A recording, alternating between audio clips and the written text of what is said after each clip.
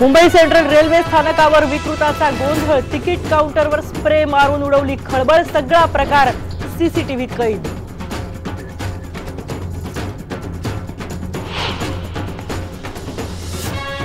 Builder Suraj Parmar आत्महत्या प्रकरणी सर्व 4ही नगरसेवकांचं पद जाण्याची दाट शक्यता, मुख्यमंत्र्यांच्या अधिकारातला नगर विकास विभाग कारवाई करण्याची शक्यता।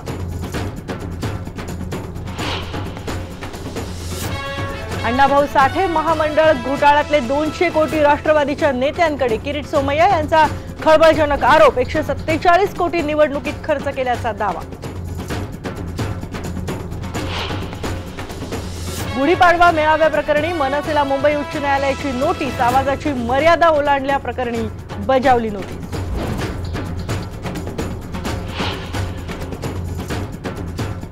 आजपासून राजधानीत पुन्हा सुरू झाला समविषम फॉर्म्युला, 3000 वाहतूक पोलिसांची वेगवेगळ्या ठिकाणी नियुक्ती।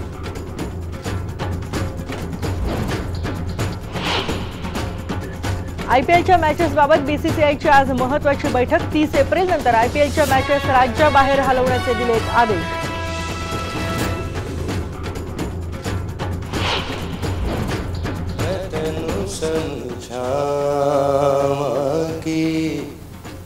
न तेरे बाजू लगदा जी।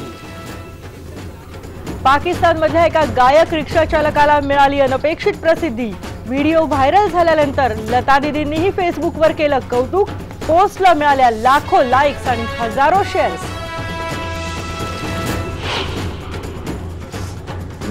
20 वर्षांपूर्वी हरवलेली चंद्रपूरची ज्योत्स्ना परतली घरी, घरच्यांचा आनंद गगनात मावेना।